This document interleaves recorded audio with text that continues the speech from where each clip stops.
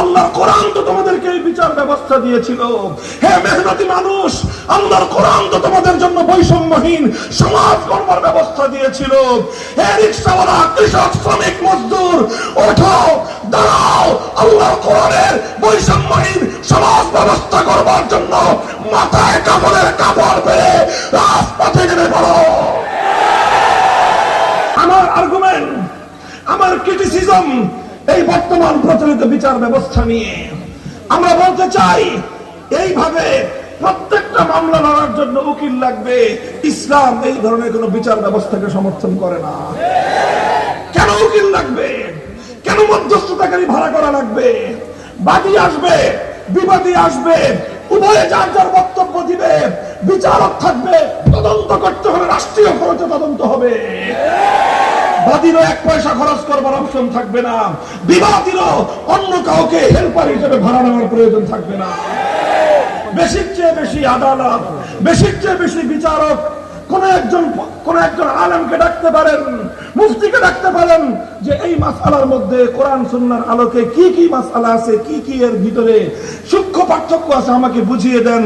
এটা কোশ্চেন কেন কোনদিন বাদী অথবা বিবাদীর দায়িত্ব হতে পারে না। ও মুসলমান, আল্লাহর কোরআন তো তোমাদেরকে এই বিচার ব্যবস্থা দিয়েছিল। হে মেহনতি মানুষ, আল্লাহর কোরআন তো তোমাদের জন্য বৈষম্যহীন সমাজ গড়বার ব্যবস্থা দিয়েছিল। হে রিকশাওয়ালা, কৃষক, শ্রমিক, মজদুর, ওঠো, দাঁড়াও, আল্লাহর কোরআনের বৈষম্যহীন সমাজ ব্যবস্থা করবার জন্য মাথায় কাপড়ের কাপড় পেরে রাজপথে নেমে পড়ো।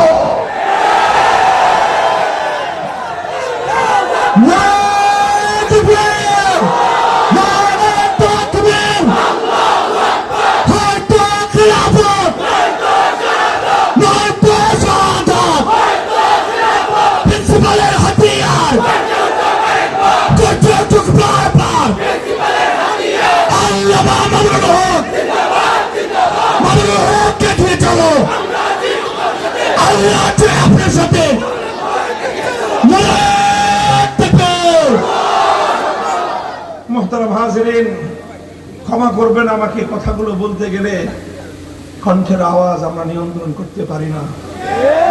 এই আওয়াজ শুধু আমাদের কণ্ঠের নয়, এটা হৃদয়ের রক্তক্ষরণ। আপনারা দেখেন নাই, এই মানুষগুলোকে দেখলে মনে হয় কাকে ছেড়ে কার জন্য আমি কাজ করব। পাগল হয়ে যেতে হয়, এই কারাগারে গেলে পাগল হয়ে যেতে হয়। যে অসংখ্য মানুষ, অসহায় মানুষ, দরিদ্র মানুষ, তাদের পয়সা নাই, তাদের কপালে বিচারও নাই। মুহতারাম হাজরিন, বলছিলাম আপনারা বলবেন যে হুজুর খালি বিচার ব্যবস্থা নিয়ে এত কথা বলে লাভটা কি? ওলামায়ে কেরাম বিচার এবং ইনসাফ, ন্যায় বিচার এবং বৈষম্যের বিচার, ব্যাপারটা খুব সাধারণ মামুলি কোনো বিষয় নয়। এটা সাধারণ কোনো মামুলি বিষয় নয়। আল্লাহ কোরআন কেন নাজিল করেছেন? নবীদেরকে আল্লাহ কেন পাঠিয়েছেন? যুগে যুগে আসমানি শরীয়ত কেন দুনিয়াতে এসেছে? খোলেন আল্লাহর কোরআন, সূরাতুল হাদীদ তেলাওয়াত করেন। আল্লাহ তো বলছেন, লাকাদ আরসালনা রুসুলানা বিল বায়িনাতি ওয়া আনজালনা মাআহুমুল কিতাবা ওয়াল মিজান লিয়াকুমান নাসু বিল কিসত। আল্লাহ বলছেন, আমি যুগে যুগে নবী রাসূল প্রেরণ করেছি, তাদের কাছে আসমানি কিতাব নাজিল করেছি। কেন? শুধুমাত্র মানুষকে নামাজ পড়ানোর জন্য? অবশ্যই নামাজ ইসলামী শরীয়তের সবচেয়ে গুরুত্বপূর্ণ বিধান, সন্দেহের কোনো অবকাশ নাই। কিন্তু শুধু ইবাদতের জন্যই আল্লাহ পাক আসমানি শরীয়ত নাযিল করেন নাই। শুধুমাত্র ইবাদতের বিধান বাস্তবায়নের জন্যই আল্লাহ পাক কিতাব নাযিল করেন নাই, রাসূল পাঠান নাই। রাসূল পাঠানোর, কিতাব নাযিল করার অন্যতম একটা মৌলিক উদ্দেশ্য হলো লিয়াকুমান নাসু বিল কিসত, মানব সমাজে ইনসাফ কায়েম করা, বেইনসাফি নির্মূল করা, বৈষম্য দূর করা। বৈষম্যের বিরুদ্ধে লড়াই করা এটা শুধু বৈষম্য বিরোধী ছাত্র নেতৃবৃন্দের দায়িত্ব না। আর আলেমরা আমাদের দায়িত্ব হলো শুধুমাত্র বৈষম্যের আয়াত আর হাদিস ব্যাখ্যা করা। ভাই উঠেন, উঠেন।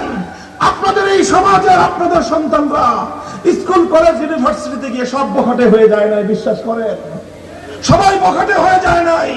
আজও স্কুল, কলেজ, ইউনিভার্সিটিতে অনেক সন্তান আমাদের রয়েছে যাদের হৃদয়ে তাওহীদের আগুন জ্বলছে,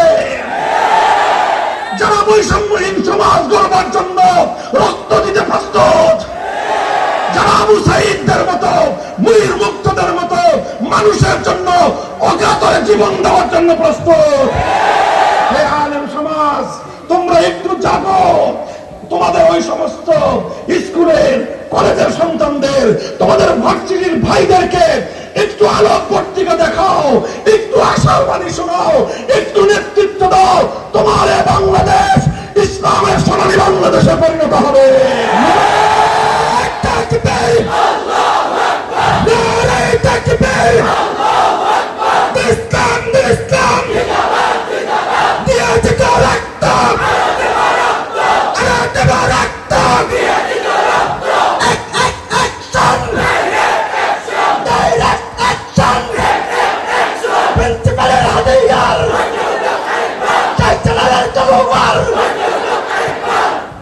প্রতিটি বৈষম্যের বিরুদ্ধে, প্রতিটি বেইনসাফির বিরুদ্ধে, প্রতিটি জুলুমের বিরুদ্ধে সর্বপ্রথম যে কণ্ঠ উচ্চারিত হওয়া উচিত সেটা প্রিন্সিপালদের মতো আলেমদের কণ্ঠস্বর।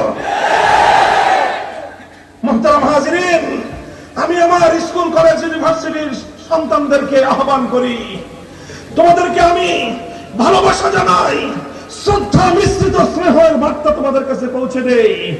তোমরা আসো, আসো বিভেদের দেয়ালগুলো ভেঙে আমরা যেভাবে 5ই আগস্টের পূর্বে এক কাতারে দাঁড়িয়ে গিয়েছিলাম, ফ্যাসিবাদ টিকতে পারে নাই। আমাদের ঐক্যের সামনে ভিন দেশি কৃতদাসী দালালরা দেশ ছেড়ে পালিয়ে যেতে বাধ্য হয়েছে। তোমরা এভাবেই এভাবেই হে ভার্সিটির ছেলেরা, ভার্সিটির ছাত্ররা, সমাজের যুব প্রজন্ম, তোমরা আলেমদের থেকে দূরে সরে যেও না। আলেমদেরকে বলবো, আমার এই সমস্ত সন্তানদেরকে আপনারা রেখে একা একা নিজেদের চিন্তা করেন না। সমাজ বদলের শপথ গ্রহণ করুন, সমাজকে পরিবর্তন করবার শপথ গ্রহণ করুন। আল্লাহর কসম খেয়ে বলি, এই জমিনের চূড়ান্ত গন্তব্য সোনার মদিনা। দিল্লি পিকিং নয়, দিল্লি আর পিকিং নয়, মস্কো আর ওয়াশিংটন নয়, শাহজালালের পুণ্যভূমিতে আল্লাহর দ্বীন কায়েম হবেই হবে।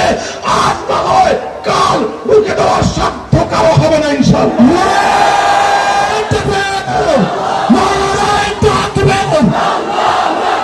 শাহজালালের হাতিয়ার, শাহজালালের তলোয়ার, যতটুক বারবার দিন ঢাকা, দিন ঢাকা,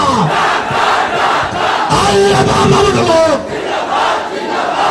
মুহতারাম হাজিরিন, কথা আমাদের পরিষ্কার, বার্তা পরিষ্কার। আমি ছিলাম আল্লাহর নবীর ঐতিহাসিক মক্কা বিজয় পরবর্তী জাতির উদ্দেশ্যে প্রদত্ত ভাষণে আমার নবী বললেন কি, যে বৈষম্য মামুলি কোনো অপরাধ নয়, বেইনসাফি সাধারণ কোনো অপরাধ নয়। বেইনসাফি এবং বৈষম্য সেই অপরাধ, যেই অপরাধের কারণে আল্লাহ পাক জাতিকে ধ্বংস করে দেয়। পাকিস্তান নামক রাষ্ট্র, পাকিস্তান নামক রাষ্ট্র আধুনিক বিশ্ব ব্যবস্থার একমাত্র রাষ্ট্র যেটা গড়ে উঠেছিল ইসলামের নামে, একমাত্র রাষ্ট্র বর্তমান বিশ্ব ব্যবস্থায় যারা গোড়াপত্তন হয়েছিল আল্লাহর কোরআনের শাসন কায়েম করার স্লোগান দিয়ে। এত পবিত্র নাম, কিন্তু 24টা বছর ওরা আল্লাহর কোরআনের সঙ্গে গাদ্দারি আর বিশ্বাসঘাতকতা করেছিল, ওরা বৈষম্য করেছিল, ওরা আমাদের 7 কোটি বাংলার মানুষকে ওরা মানুষ মনে করে নাই।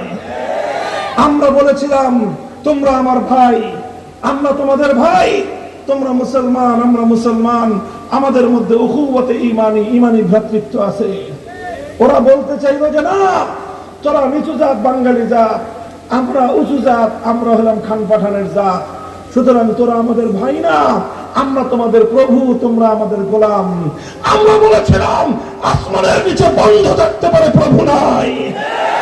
আমাদের দিকে প্রভুত্বের চোখ তুলে তাকিয়ে তাকালে চোখ উপড়ে ফেলি আমরা। একই বার্তা দিল্লির প্রতি, প্রতিবেশী হিসেবে বন্ধুত্ব করবা, বন্ধুত্বের আচরণ পাবা। আর কাঁটাতারে আমার ফেলানিকে ঝুলিয়ে রাখবো। আমরা প্রতিটি হত্যাকাণ্ডের প্রতিশোধ গ্রহণ করবার জন্য শাসনের চেতনায় উদ্বুদ্ধ হব।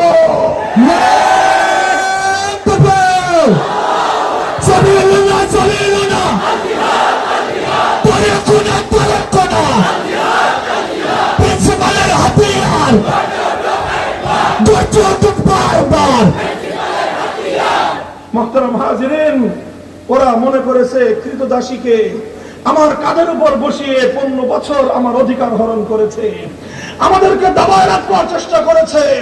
প্রমাণ হয়েছে কোন ভূখণ্ড যখন বিপ্লবের জন্য প্রস্তুত হয়ে যায়, কোন নেতার নেতৃত্বের প্রয়োজন হয় না। কোন ভূখণ্ড যখন বিপ্লবের জন্য উর্বর হয়ে ওঠে, বড় কোনো রাজনৈতিক দলের প্রয়োজন হয় না। সামান্য কিছু ইয়াং ছাত্ররা বিপ্লবের নেতৃত্ব দিতে পারে। শেখ হাসিনা, জালিম শাহীর মতো যুগের নব্য ফেরাউন তাদেরকে দেশ থেকে উৎখাত করে ছাড়তে পারে। ভয় কিসের? তুমি ন্যায়ের ঝান্ডা নিয়ে দাঁড়াও, সাহায্য করবেন কে? তুমি হকের ঝান্ডা নিয়ে দাঁড়াও, তোমার পক্ষে গায়েবী মদদ নাজিল করবেন কে? তোমরা প্রস্তুত হও, ইনশাআল্লাহ বিপ্লব হবে এই মাটিতে, চূড়ান্ত বিপ্লব হবে মাটিতে। আল্লাহ পাক তৌফিক দান করেন। কাজেই বৈষম্য, বেইনসাফি মামুলি কোনো বিষয় নয়।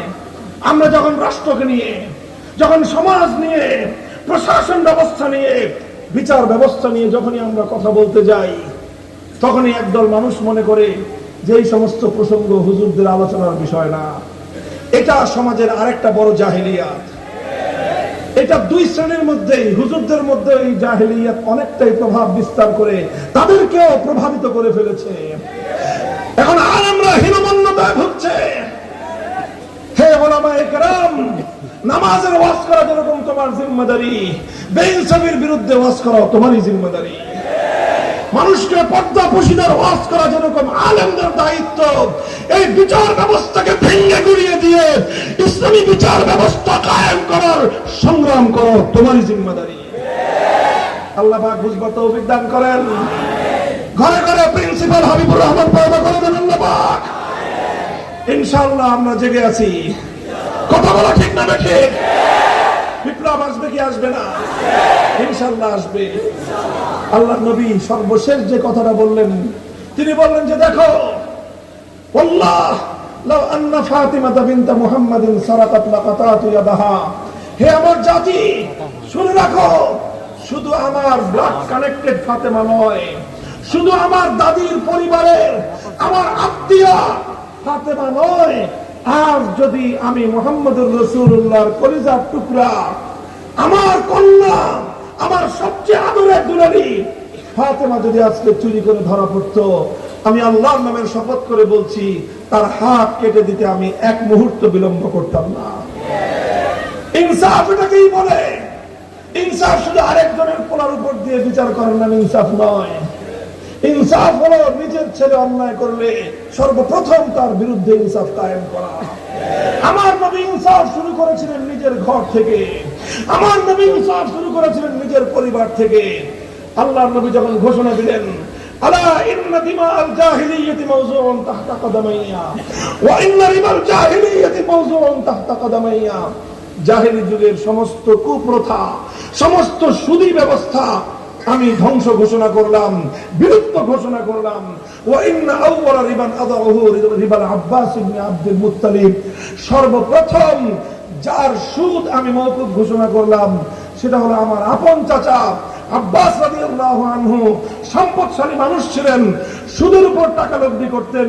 আল্লাহর নবী ঘোষণা দিয়ে দিলেন, যারা যারা আমার চাচার কাছ থেকে সুদের উপর ঋণ নিয়েছিল, শুধুমাত্র মূল পুঁজি ফেরত দিবা, 1 টাকাও সুদ দিবা না। ইনসাফ কায়েম করতে হয় নিজের পরিবার থেকে, নিজের ঘর থেকে। বর্তমান সরকার, ভবিষ্যৎ সরকার, অতীত সরকারকে তো বলে লাভ নাই। সবাইকে বলি, ইনসাফ কায়েম করার যদি কারো সৎ নিয়ত থাকে, আমাদেরকেও বলি, সর্বপ্রথম নিজের ঘরানার লোকদের থেকে বিচার শুরু করতে হবে। আল্লাহ পাক বুঝবার তৌফিক দান করেন। আমি আলোচনায় ছিলাম কোথায়? ওই আল্লিমুহুমুল হিকমা, তালিমে হিকমত। এক একটা বিধান তেলাওয়াত করলে দায়িত্ব শেষ হয় না, ব্যাখ্যা করে তাফসীর করে দিলে, সুরেলা কণ্ঠে ওয়াজ করে দিলে দায়িত্ব শেষ হয় না। বলবেন শুধু সুরেলা কণ্ঠে না, আমার মতো এরকম বজ্র হুঙ্কার দিয়ে চিৎকার করলেও দায়িত্ব শেষ হয় না। সব একই কথা, শুধু কথা দিয়ে দায়িত্ব শেষ হয় না। আল্লাহর নবীর 3 নম্বর দায়িত্ব ছিল যতগুলো কথা জীবনে বলেছেন প্রত্যেকটা কথা প্র্যাকটিক্যাল বাস্তবায়ন করে মানুষকে দেখায় দেন। এটাই হলো তালিমে হিকমত। আলহামদুলিল্লাহ, এই তালিমে হিকমতের জন্য আমার জাতির মধ্যে অনেকগুলো দ্বীনি কাজ চলমান আছে। কথা বলেন ঠিক না? বলবেন কি কি কাজ? 1 নম্বর কাজ, তালিমে হিকমতের জন্য দাওয়াত এবং তাবলীগের মেহনত চলছে। দাওয়াত এবং তাবলীগের মেহনতের মধ্যে মানুষকে ইসলাম, দ্বীন এবং কোরআনের অনেক বিধান প্র্যাকটিক্যালি শেখানো হয়। এটা হলো তালিমে হিকমতের একটা মারকাজ। তালিমে হিকমতের আরেকটা মারকাজ হলো মজলিসে দাওয়াতুল হক। সেই মজলিসে দাওয়াতুল হকের মাধ্যমে ইসলামের অনেকগুলো বিধান প্র্যাকটিক্যাল ভাবে শিক্ষা দেওয়া হয়।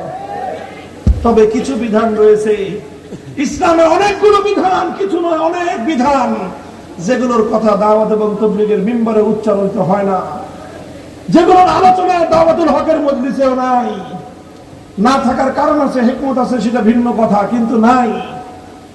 সেই বিষয়গুলো যেগুলোর সম্পর্ক রাষ্ট্র ব্যবস্থার সঙ্গে, কোরআনের যে আয়াতগুলোর সম্পর্ক বিচার ব্যবস্থার সঙ্গে, কোরআনের যে আয়াতগুলোর সম্পর্ক প্রশাসনের সঙ্গে, কোরআনের যে আয়াতগুলোর সম্পর্ক সমাজ ব্যবস্থার সঙ্গে, সেগুলো বাস্তবায়নের জন্য, সেগুলোর প্র্যাকটিক্যাল করবার জন্যই আলহামদুলিল্লাহ হক্কানি আলেমদের নেতৃত্বে ইসলামী রাজনৈতিক দলগুলো কাজ করতেছে।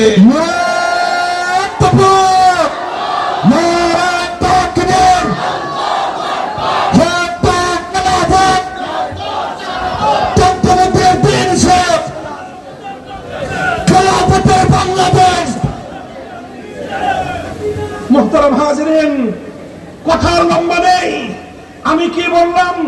তালিমে হিকমতের এই কাজগুলো আজও চলছে, কিছু কিছু হলেও দাওয়াত এবং তাবলীগের মধ্যে কিছু চলছে। কাজী এই মেহনতটাকে সঠিক মানহাজের উপর রাখতে হবে। দাওয়াতুল হকের মধ্যে চলছে, এই কাজটাকে সঠিক ধারার উপর রাখতে হবে। কেউ যেন এটাকে নিজস্ব ব্যক্তি স্বার্থে ব্যবহার করতে না পারে, সেই ব্যাপারে সোচ্চার থাকতে হবে। একইভাবে তালিমে হিকমতের অনেকগুলো বিধান সমাজ, রাষ্ট্র, বিচার ব্যবস্থা, প্রশাসন, এই জায়গাগুলোর সঙ্গে সংশ্লিষ্ট। আল্লাহর কোরআনের এক একটা বিধান সমাজে প্র্যাকটিক্যাল বাস্তবায়ন করবার জন্য সিয়াসতে শরঈয়া, ইসলামী রাজনীতির অবিচ্ছেদ্য কর্মকাণ্ড পরিচালিত হচ্ছে। কথা বলেন ঠিক না বেঠিক? সর্বশেষ আল্লাহর নবীর 4 নম্বর কর্মসূচি হলো ওয়াইজাকিহিম, তাজকিয়া। তাজকিয়া সম্পর্কে একটা কথা বলে আলোচনা সমাপ্তির দিকে দিব। তাজকিয়ার অর্থ হলো কি? যেই কোরআন তেলাওয়াত করেছেন প্রথমে, তারপরে তার ব্যাখ্যা এবং মর্ম বুঝিয়েছেন দ্বিতীয় পর্যায়ে, তালিমে হিকমতের মাধ্যমে সেটা আমলে পরিণত করেছেন। এবার তাজকিয়ার মাধ্যমে সেই কোরআনকে আখলাকে পরিণত করেন। কোরআনী আখলাক তৈরি হওয়া, কোরআনী স্বভাব তৈরি হওয়া, এটার নামই হলো তাজকিয়া। আল্লাহর নবীর 4 দফা কর্মসূচি বোঝা গেল। নবীজির এই তাজকিয়ার কর্মসূচি অব্যাহত রাখার জন্য আজও হক্কানি উলামায়ে কেরাম, মাশায়েখে ইজাম, পীর সাহেবান, তাসাউফ এবং খানকাহি মেহনত করতেছেন। কথা বলেন ঠিক না বেঠিক? এই প্রত্যেকটা কাজ নবীওয়ালা কাজ। এই প্রত্যেকটা কাজ ইসলামের এক একটা ধাপ, এক একটা শাখাকে সমাজে জীবন্ত করে রাখার পরিশ্রম। এই জন্য আমি বলি, তেলাওয়াতে কিতাবুল্লাহর জন্য মক্তব এবং হেফজখানা জিন্দা থাকবে। আপনারা আমার কথা যদি সমর্থন করেন তাহলে আপনারা সম্মতি জ্ঞাপন করবেন। পরিষ্কার বলছি, তেলাওয়াতে কিতাবুল্লাহর জন্য মক্তব এবং হেফজখানা জিন্দা থাকবে। তালিমে কিতাবের জন্য ইসলামী শিক্ষা ব্যবস্থা জিন্দা থাকবে। তালিমে হিকমতের জন্য দাওয়াত এবং তাবলীগের সহিহ ধারার মেহনত চালু থাকবে। তালিমে হিকমতের জন্য দাওয়াতুল হকের সুন্নাতের মেহনত জারি থাকবে। তালিমে হিকমতের জন্য রাজনৈতিক অঙ্গনে ইসলামী রাজনীতি, কোরআন সুন্নাহর রাজনীতিও চলবে। তাজকিয়ার জন্য হালকাহি মেহনত চলবে। আর এই পূর্ণটাকে উলামায়ে কেরামকে ধারণ করতে হবে। শাইখুল হাদিস আল্লামা আজিজুল হক রাহমাতুল্লাহি আলাইহি, প্রিন্সিপাল আল্লামা হাবিবুর রহমান রাহমাতুল্লাহি আলাইহি, এই দুই মহান ব্যক্তিকে আমি খুব ঘনিষ্ঠভাবে দেখার সুযোগ আমার হয়েছে। তাদেরকে আমি রাতের অন্ধকারে তাহাজ্জুদের জায়নামাজেও দেখেছি। তাদেরকে আমি দিনের পর দিন তাবলীগের বিশ্ব ইজতেমায় পড়ে থাকতে দেখেছি।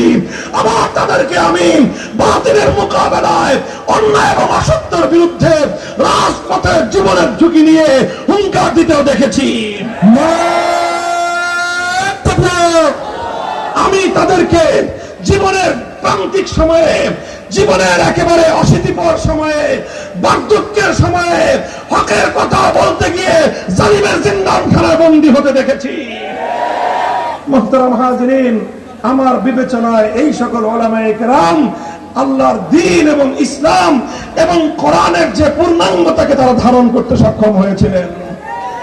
প্রিন্সিপাল হাবিবুর রহমান রাহমাতুল্লাহি আলাইহির এই প্রতিষ্ঠিত জামিয়া মাদানিয়ায় দাঁড়িয়ে এখানকার সন্তানদেরকে, আর বৃহত্তর সিলেটের শাহজালালের সমস্ত সন্তানদেরকে, সমস্ত কওমি মাদ্রাসাগুলোর সন্তানদেরকে, বিশেষ করে সারা বাংলাদেশের সমস্ত মাদ্রাসার ছাত্র বিশেষ করে, আর ব্যাপকভাবে গোটা ছাত্র জনতাকে ডেকে আমি বলতে চাই, হাতে হাত রাখো, ঐক্যবদ্ধ হও, প্রস্তুত হও ইসলামী বিপ্লবের জন্য, ইসলামী সমাজ গঠনের জন্য, সকল মানব রচিত তন্ত্র মন্ত্রের কবর রচনা করবার জন্য।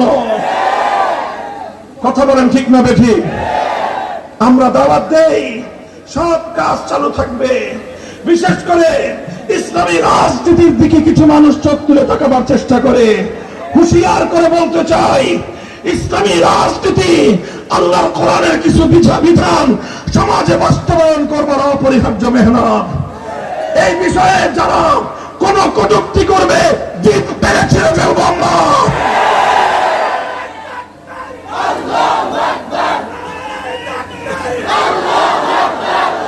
এই প্রস্তুত আছেন আপনারা? একটা বিপ্লব করতে হবে, চূড়ান্ত বিপ্লব। কথা বলেন ঠিক না ঠিক? বসেন বসেন বসেন। সেই বিপ্লবের জন্য শুধু ওয়াজ দিয়ে আর হুঙ্কার দিয়ে হবে না। কথা বলেন ঠিক না ঠিক? বিপ্লবের জন্য সর্বপ্রথম ঘাম ঝরানো পরিশ্রম করতে হবে। উম্মতের ময়দানে পরিশ্রম করবেন, মেহনত করবেন। এরপরে শুধু মেহনত দিয়ে সফলতা আসবে না। রাতের অন্ধকার আল্লাহর দরবারে সেজদায় লুটিয়ে পড়ে চোখের অশ্রুর নজরানা দিতে হবে। দিব তো ইনশাআল্লাহ? এভাবে ঘাম আর অশ্রু দিয়ে যখন জমিন বিপ্লবের জন্য উপযুক্ত হয়ে যাবে, তখন প্রয়োজন হবে চূড়ান্ত বিপ্লবের জন্য শহীদ ঈদগাহে জমায়েত হওয়া। সেই শহীদ ঈদগাহে জমায়েত হয়ে আল্লাহর জমিন, আল্লাহর দ্বীনকে বিজয়ী করবার লক্ষ্যে যদি শাহাদাতের রক্তের প্রয়োজন হয়, 2000 নয় 2 লক্ষ আবু সাঈদের মুগ্ধের প্রয়োজন হলে শাহাদাতের রক্ত দিতে কারা জমায়েত হয়?